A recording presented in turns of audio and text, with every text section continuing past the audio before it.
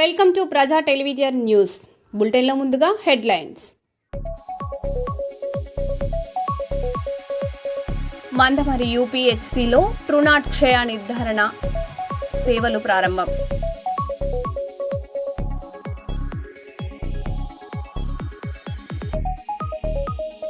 కాణిపాకంలో నూతన వసతి భవన ప్రారంభం.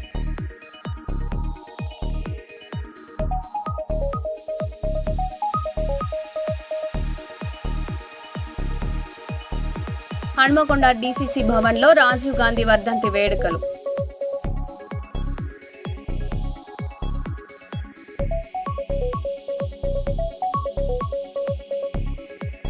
పట్టపగలై నాడి రోడ్డుపై మహిళ పట్ల ఓ యువకుడు కీచక పర్వం.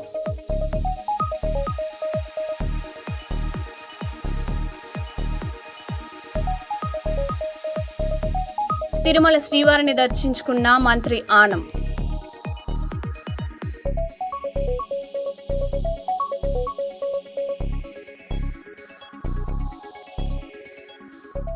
ఇక వివరాల్లోకి వెళ్తే, మంచిర్యాల జిల్లా మందమరి యూపీహెచ్సిలో ట్రూనాట్ క్షయ నిర్ధారణ సేవలు ప్రారంభమయ్యాయి. జిల్లా కలెక్టర్ ఆదేశాలతో డిఎంహెచ్ఓ డాక్టర్ ఎస్ అనిత సేవలను ప్రారంభించారు. జిల్లాలో 5 ఆరోగ్య కేంద్రాల్లో ట్రూనాట్ పరికరాలు ఏర్పాటు చేసినట్లు తెలిపారు. తీవ్ర ఎండల నేపథ్యంలో ఆశా కార్యకర్తల వద్ద ఓఆర్ఎస్ ప్యాకెట్లు సిద్ధంగా ఉంచి ప్రజలు అప్రమత్తంగా ఉండాలని సూచించారు.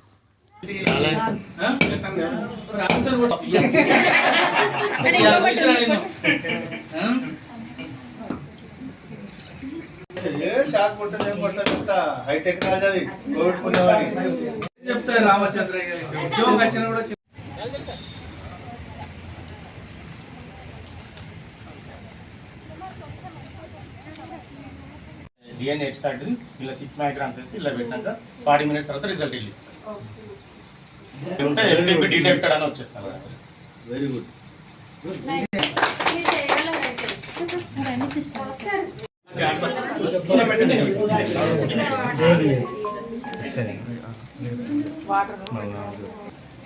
వాటర్ ఉంటే అంటుతుంది మేడం. కొన్ని వాటర్ వేద్దాం.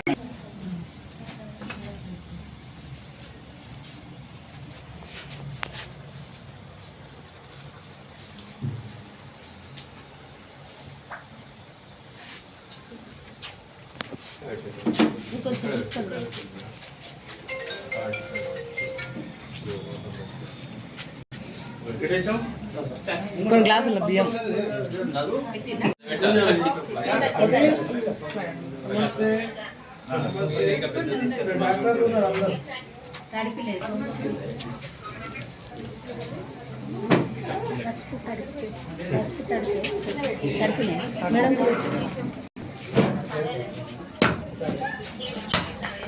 ఓ శుభం.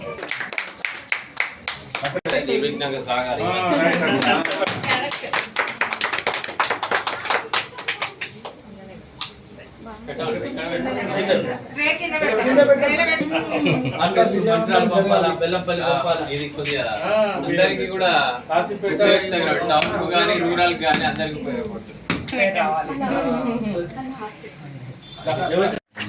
చూడండి మేడం. కమిషనర్ సార్కి తల్లి ఇక్కడ పూజ అవుతుంది.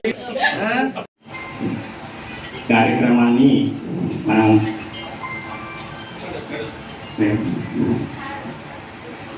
మందమరిలో శాంక్షన్ చాలా రోజులైతే మనకి మిషన్ లేదు. ఇబ్బంది వల్ల మనం ఇక్కడ వచ్చిన స్కూటర్స్ కూడా వెల్లంపల్లి కానీ మంచిర్యాల చాలా ఇబ్బందులు ఎదుర్కొంటుంది. దయచేసి ఇప్పటి నుంచి నేను ఎంపీడీఓ గారికి, మున్సిపల్ కమిషనర్ గారికి, మన కాంగ్రెస్ గౌడ్ గారికి రిక్వెస్ట్ చేసేది ఏంటంటే, ప్రజలు ఎవరైనా టీబీకి సంబంధించిన టెస్టులందరూ కూడా ఇక్కడికి వచ్చి చేసుకోవాలి సార్. ఈ రోజులలో టీబీ ముక్త భారత్ అనే ప్రోగ్రామ్ గవర్నమెంట్ ఆఫ్ ఇండియా పెట్టింది. జ్వరం ఉన్నా లేకున్నా, పక్క పల్చాలు ఉన్నోళ్ళు, 60 సంవత్సరాలు దాటినోళ్ళు, తర్వాత ఇంట్లో ఎవరైనా టీబీతో బాధపడుతుంటే వాళ్ళ బంధువులందరూ కూడా, మరియు టీబీతో కాంటాక్ట్స్ ఉన్నవారు, టీబీ పేషెంట్ ఎవరైనా ట్రీట్మెంట్ తీసుకుంటే వాళ్ళ మిత్రులందరూ కూడా, పక్కపల్చ ఉన్న, టీబీ ఉన్న, హెచ్ఐవితో బాధపడున్న 60 సంవత్సరాలు దాటిన వాళ్ళందరూ కూడా ఈ టెస్టులు చేసుకొని వాళ్ళు ఒకవేళ టీబీ ఉన్నా లేదా నిర్ధారణ చేసుకోవచ్చు. దయచేసి ఏంటంటే అందరూ కూడా వచ్చి కోసం ఒక మిషన్ ఏర్పాటు చేయడం జరిగింది. మరి ఈనాడు ఇదే కార్యక్రమానికి వచ్చినటువంటి డాక్టర్ అంజమేడం గారు, మొన్నవారి బాలిక మున్సిపల్ కమిషనర్ గారు, ఎంపీడీఓ గారు, సంబంధిత ఆఫీసర్లు, మరి హాస్పిటల్ స్టాఫ్ అందరూ, పాత్రికేయులందరికీ పేరు పేరున ధన్యవాదాలు చెప్తూ కూడా గతంలో నాటికంటే ఈనాడు మందవారి హాస్పిటల్ చాలా చక్కగా గవర్నమెంట్ హాస్పిటల్ అన్ని రకాలుగా ఏ అవకాశం ఉంటే ఆ హాస్పిటల్ పంపించడం జరిగింది. మార్కెట్ ప్రాంతంలో లక్ష్మణ్ అనే ఒక టీబీ పేషెంట్ ఉన్నాడు. ఇక్కడికి వచ్చినప్పుడు మరి చెప్తే నేను కూడా డాక్టర్. చిత్తూరు జిల్లా కాణిపాకంలో రాష్ట్ర దేవాదాయ శాఖ మంత్రి ఆనం రామనారాయణ రెడ్డి శ్రీ వరసిద్ధి వినాయక స్వామిని దర్శించుకున్నారు. అనంతరం 14.74 కోట్ల వ్యయంతో నిర్మించిన వినాయక సదన్ వసతి భవనాన్ని ప్రారంభించారు. 108 గదులతో ఆధునిక సౌకర్యాలు కల్పించిన ఈ భవనం భక్తులకు అందుబాటులోకి వచ్చింది. రాష్ట్రంలోని ఆలయ అభివృద్ధి, అన్నప్రసాద పథకం విస్తరణకు ప్రభుత్వం కట్టుబడి ఉందని మంత్రి తెలిపారు.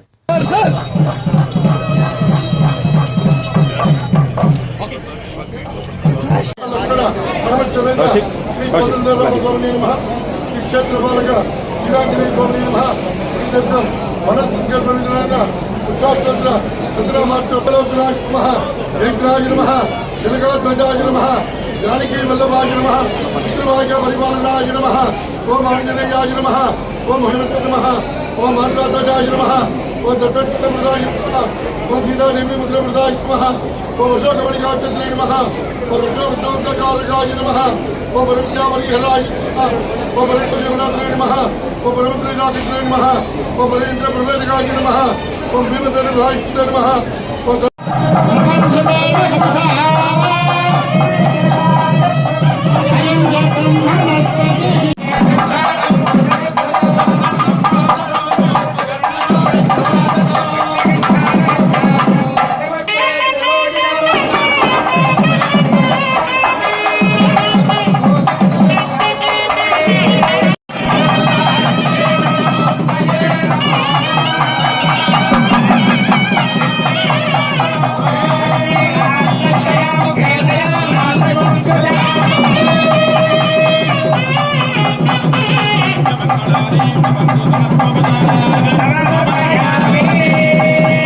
మాజీ ప్రధాని భారతరత్న రాజీవ్ గాంధీ 35వ వర్ధంతి సందర్భంగా హనుమకొండ డీసీసీ భవన్లో నిర్వహించిన కార్యక్రమంలో ఎమ్మెల్యే నాయని రాజేందర్ రెడ్డి పాల్గొని చిత్రపటానికి పూలమాల వేసి నివాళులర్పించారు. దేశ ఆధునీకరణ, సమాచార సాంకేతిక రంగాల అభివృద్ధికి రాజీవ్ గాంధీ చేసిన సేవలు చిరస్మరణీయమని కొనియాడారు. కార్యక్రమంలో ఎంపీ కడియం కావ్య, ఎమ్మెల్యే రేవూరి ప్రకాష్ రెడ్డి, కాంగ్రెస్ నాయకులు పాల్గొన్నారు. 35వ వర్ధంతి సందర్భంగా ప్రపంచవ్యాప్తంగా వారి యొక్క కుటుంబాన్ని తలుచుకుంటూ వారు చేసిన సేవలని, వారి కుటుంబాలు చేసిన త్యాగాలని స్మరించుకుంటూ భవిష్యత్ తరాలకు వివరించవలసిన బాధ్యత ప్రతి ఒక్క కాంగ్రెస్ కార్యకర్త పౌరులపై ఇవాళ 18 ఏళ్ళకే ఓటర్కు కల్పించినటువంటి గొప్ప కంప్యూటర్ రోజు తీసుకెళ్ళినటువంటి గొప్ప వ్యక్తులు.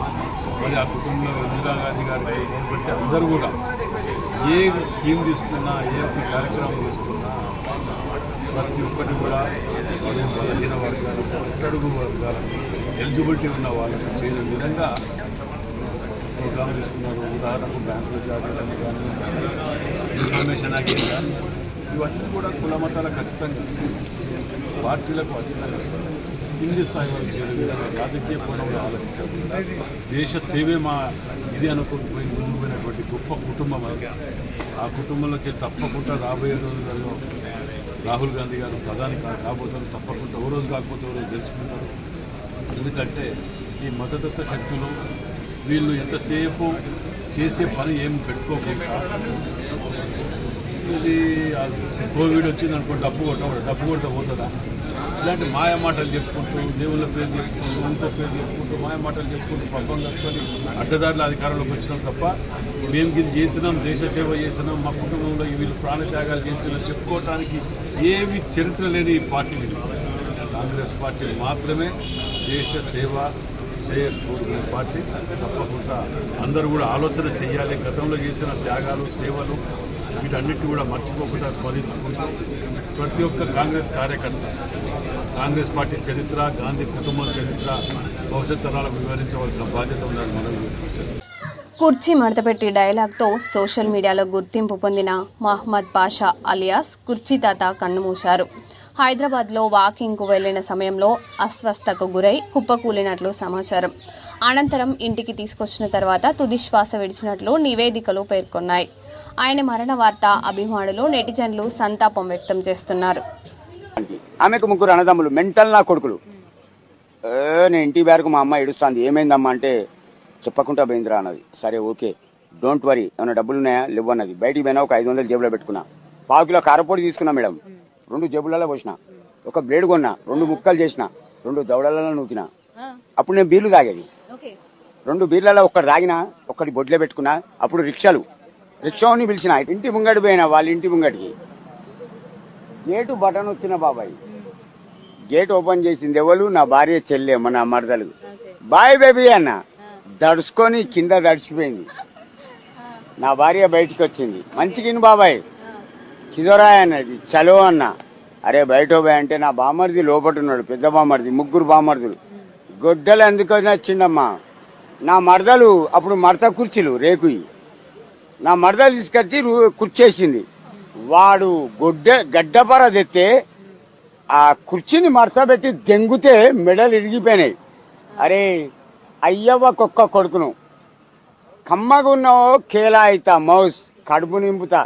ఎక్కువ హెరాస్మెంట్ చేసినావు అనుకో, ఇట్లాసే సైలెన్సర్ మేము మారుతాం, సాలే మరికే మర్ జాతా భయన్కేలోడే చల్ హట్ అనగానే నా భార్య నకాబ్ వేసుకొని బ్యాగ్ వేసుకొని సప్లైగా బయటకు వచ్చింది. డాడీ డాడీ డాడీ కుర్చీ తాత, డాడీ లెగు డాడీ, ఏమైంది డాడీ? డాడీ లెగు డాడీ, డాడీ డాడీ లెగు డాడీ, లెగు డాడీ. టేబుల్ పైన తెమ్మన్నగా తెచ్చా, లెగు డాడీ, లెగు డాడీ.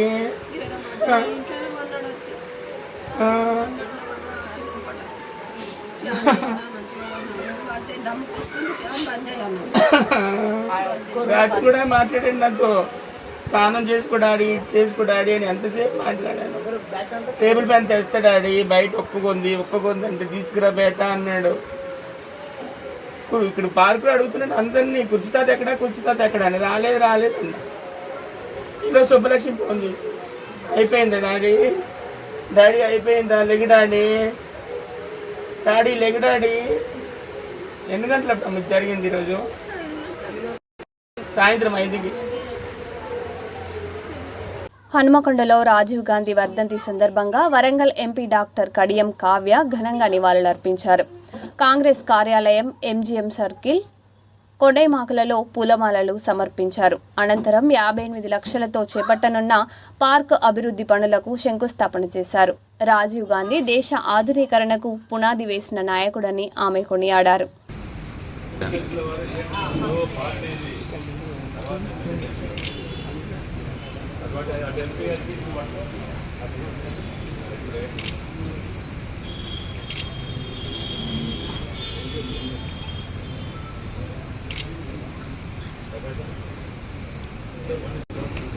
సార్ ఒక్క నిమిషం సార్, అందరూ ఒకసారి చూడరా.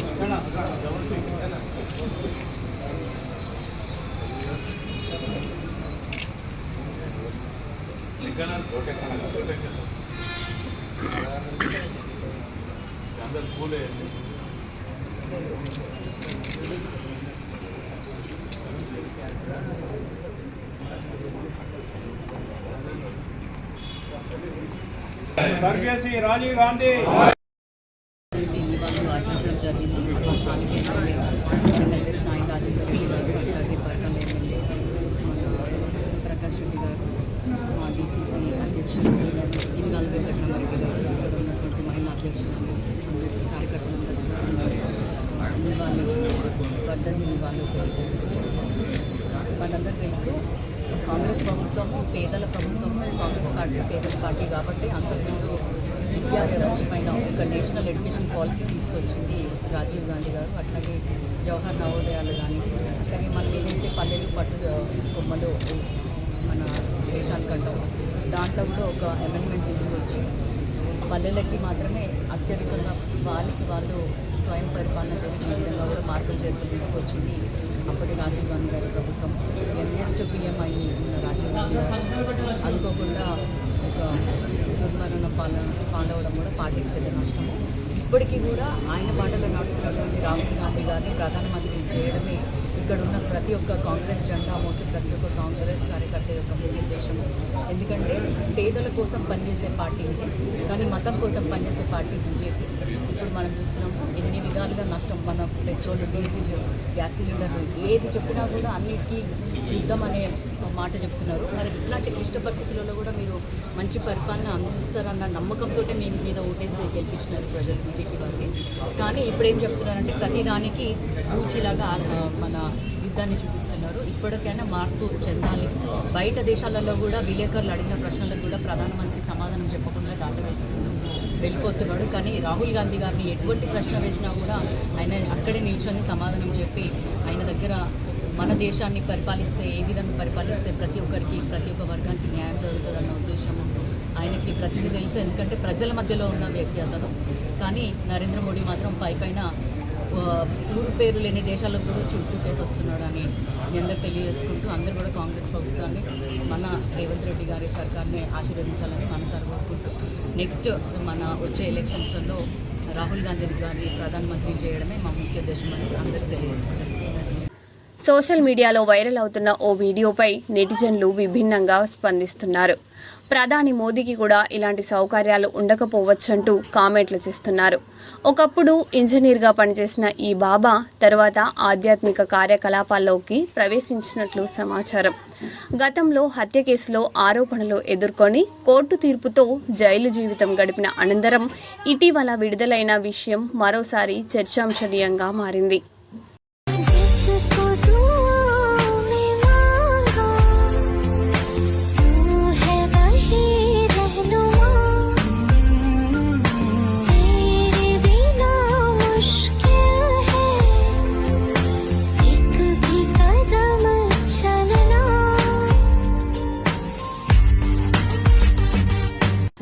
రాష్ట్ర దేవాదాయ శాఖ మంత్రి ఆనం రామనారాయణ రెడ్డి కుటుంబ సమేతంగా తిరుమల శ్రీ వెంకటేశ్వర స్వామిని దర్శించుకున్నారు.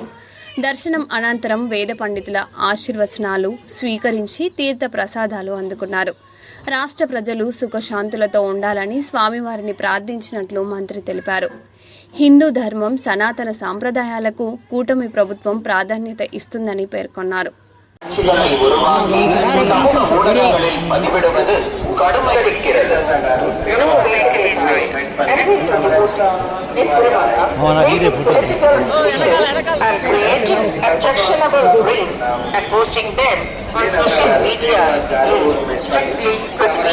ఎండల తీవ్రత పెరుగుతున్న నేపథ్యంలో గ్రేటర్ వరంగల్ మున్సిపల్ కార్పొరేషన్ ఆధ్వర్యంలో మిస్టింగ్ వాటర్ బస్ స్టాప్లను ప్రారంభించారు. ఎమ్మెల్యే నాయని రాజేందర్ రెడ్డి, జిల్లా కలెక్టర్ చాహద్ బాజ్పాయ్ ఈ సౌకర్యాన్ని ప్రారంభించారు. హనుమకొండ మెటర్నిటీ ఆసుపత్రి, పబ్లిక్ గార్డెన్స్ ప్రాంతాల్లో ఏర్పాటు చేసిన ఈ వ్యవస్థ ప్రయాణికులకు తాత్కాలిక శీలత వాతావరణాన్ని అందించనుంది. ప్రజా రవాణా వినియోగదారులకు వేసవిలో ఉపశమనం కల్పించడమే లక్ష్యమని అధికారులు తెలిపారు.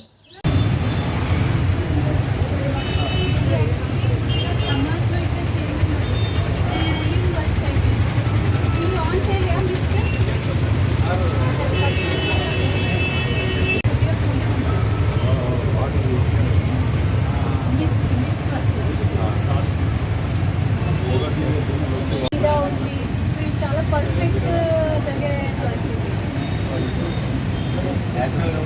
న్యాచురల్గా బయటకు ఎంత మంచి న్యాచురల్గా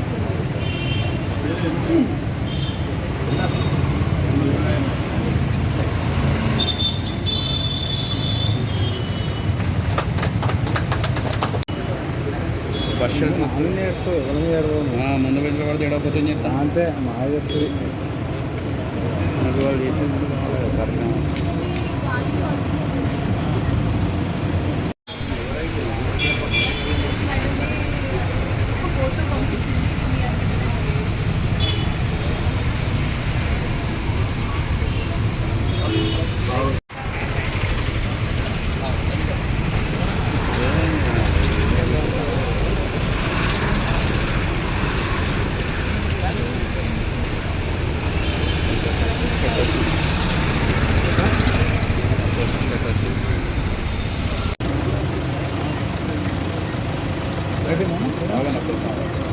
ముందుకు పోతుంది విజువల్ కావాలి. పెద్దపల్లి జిల్లా అంతర్గా మండలం పెద్దంపేట గ్రామ శివారు రామస్వామి కుంట చెరువులో పూడికతీత పనులు నిర్వహిస్తున్న కూలీలను బీఆర్ఎస్ పార్టీ రాష్ట్ర నాయకులు వ్యాళ్ల హరీష్ రెడ్డి ఆత్మీయంగా కలిశారు. వేసవి అధిక ఉష్ణోగ్రతలో వారు చేస్తున్న పనులను పరిశీలించారు. ఈ సందర్భంగా వారు మీడియాతో మాట్లాడారు. ఈ కార్యక్రమంలో గ్రామ సర్పంచ్ ఆముల పెద్ద శ్రీనివాస్, ఉప సర్పంచ్ కర్వేద శ్రవంతి శ్రీనివాస్ రెడ్డి, మాజీ MPTC Kolipaka Saranya Madhukar Reddy, BRS party గ్రామ అధ్యక్షులు పుట్ట శ్రీనివాస్ యాదవ్, గౌడ సంఘం మాజీ అధ్యక్షులు మెరుగు రమేష్ గౌడ్, గౌడ్ సంఘం మాజీ ఉపాధ్యక్షులు బండి మహేష్ గౌడ్, కోల మధుకర్, గోలి ప్రకాష్, తరుణ్, జాహెద్ పాషా, అలీ గణేష్, కడర్ల శ్రీధర్ గ్రామస్తులు పాల్గొన్నారు.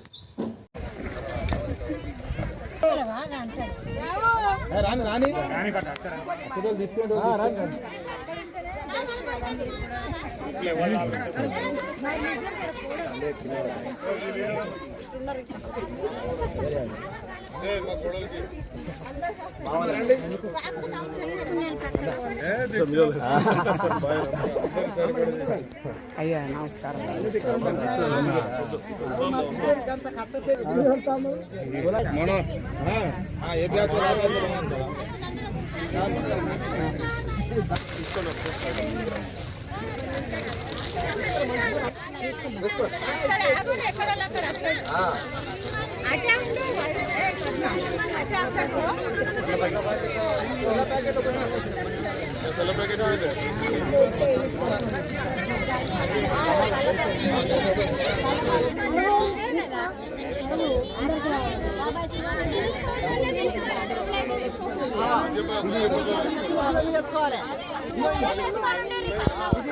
అంతర్గా మండలం పెద్దంపేట గ్రామంలో ఉపాధి హామీ కార్మికులు ఇక్కడ పనిచేస్తూ మరి ఇక్కడ చెరువులో పూడికతీత విషయంలో పనిచేస్తున్నటువంటి కార్మికులందరినీ కూడా కలుసుకొని నేనేంది అని వాళ్ళకు వివరించి కొంత నా తరఫున వీళ్ళందరూ కూడా కాయ కష్టం చేసుకుంటారు, ఎండలో కష్టపడుతున్నారు కాబట్టి వారికి కొంత సాయం చేద్దామని చెప్పేసి చల్ల ప్యాకెట్లు, మజ్జిగ ప్యాకెట్లను, టవల్స్ కూడా అందించడం జరిగింది ఇక్కడ ఉన్నటువంటి దాదాపు 200 మంది కార్మికులకి.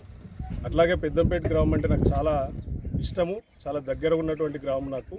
ఇక్కడ ఉన్నటువంటి ప్రజలైనా, కార్మికులైనా, నాయకులైన అందరూ కూడా నాతోని ప్రతిరోజు అనునిత్యం దగ్గరగా ఉండి మాట్లాడుతూ ఉంటారు. చాలామందికి నా ఫౌండేషన్ తరఫున కూడా సేవా కార్యక్రమాలు అందించడం జరిగింది. మొన్నటికి మొన్న పోయిన వారమే అమ్మ వాళ్ళ భర్తకి, కొమ్మ మల్లయ్య గారికి కాలు కోల్పోవడం వల్ల, ఈ తల్లి వాళ్ళ భర్త కాలు కోల్పోవడం వల్ల ఇప్పటిదాకా మరి ఆ సదరన్ సర్టిఫికేట్ ఉన్నప్పటికీ ప్రభుత్వము ఇవాళ దాకా కూడా ఆసరా పింఛను, వికలాంగుల పింఛను ఇవ్వకపోయేసరికి మరి కొంత ఆసరా అవుదామని చెప్పేసి నేనే మొన్న కొంత డబ్బులు అందించడం జరిగింది. అట్లాగే కొందరు మరణించిన కుటుంబాలకు కూడా ఇక్కడ కొంత ఆర్థిక సాయం అందించడం జరిగింది. ఇక్కడ ఉన్నటువంటి ప్రజలకు ఏ కష్టం వచ్చినా కూడా రేపటి రోజున ఇక్కడ ఉన్నటువంటి నాయకులకు చెప్పి నన్ను సంప్రదిస్తే మీ అందరు కూడా మరి మీకు తోడ్పాటును అందిస్తారని చెప్పి కోరుకుంటూ నన్ను ఇక్కడికి ఆహ్వానించినటువంటి ఇక్కడ ఉన్నటువంటి బీఆర్ఎస్ పార్టీ నాయకులు కానివ్వండి, సర్పంచ్ గారు, ఉప సర్పంచ్ గారు, మాజీ ఎంపీటీసీ గారు, మీ అందరికీ కూడా హృదయపూర్వక నమస్కారాలు తెలియజేస్తున్నా. ధన్యవాదాలు. హైదరాబాద్ నార్సింగ్ పోలీస్ స్టేషన్ పరిధిలోని అల్కాపూర్ రోడ్ నెంబర్ 4లో మహిళపై వేధింపుల ఘటన చోటు చేసుకుంది. బిడ్డతో నడుచుకుంటూ వెళ్తున్న మహిళ వద్దకు వెనుక నుంచి వచ్చిన ఓ యువకుడు అసభ్యంగా ప్రవర్తించి అక్కడి నుంచి పరారైనట్లు సమాచారం. ఘటనకు సంబంధించిన దృశ్యాలు సీసీటీవీ కెమెరాల్లో నమోదయ్యాయి. పోలీసులు ఘటనపై దర్యాప్తు చేపట్టినట్లు సమాచారం.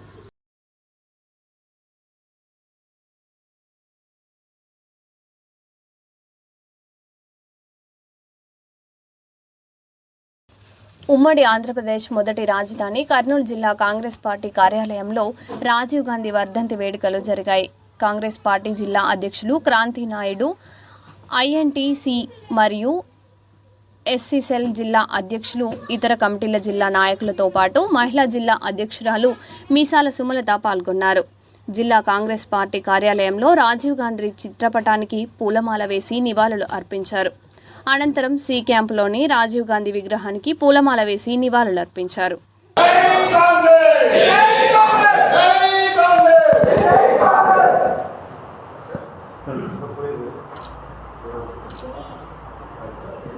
భాస్కర్ కుర్చీలు వేసి కూర్చుంటారు, టీ తాగి మళ్ళీ అక్కడ రాజీవ్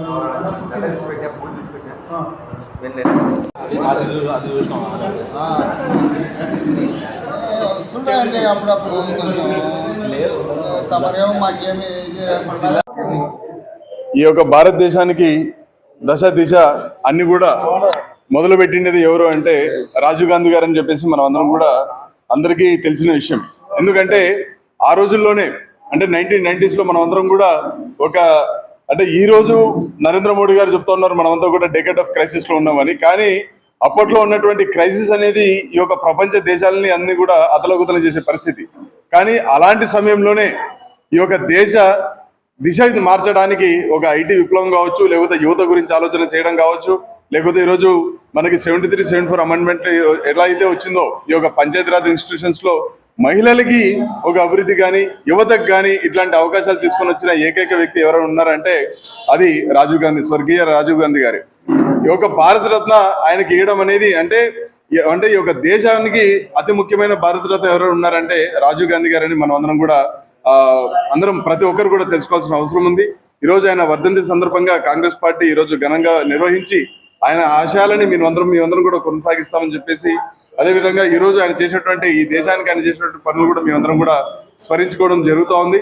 తప్పకుండా ఆయన ఆశయాలన్నీ కూడా సాధిస్తూ ఎలా అయితే ఈ యొక్క గ్రామ స్వరాజ్యం కావచ్చు, లేకపోతే ఐటీ విప్లవం కావచ్చు, లేకపోతే యువత మహిళలకి ప్రాధాన్యత ఇస్తూనే ఇక్కడ కూడా ఆయన ఆశయాలను కొనసాగించడానికి శతవిధాలుగా కర్నూలు జిల్లా కాంగ్రెస్ పార్టీ ప్రయత్నిస్తుందని తెలియజేస్తా ఉన్నాను. జై హింద్, జై కాంగ్రెస్, జై రాహుల్ గాంధీ, జై రాజీవ్ గాంధీ. మరో బులెటిన్లో మళ్ళీ కలుద్దాం. Stay tune.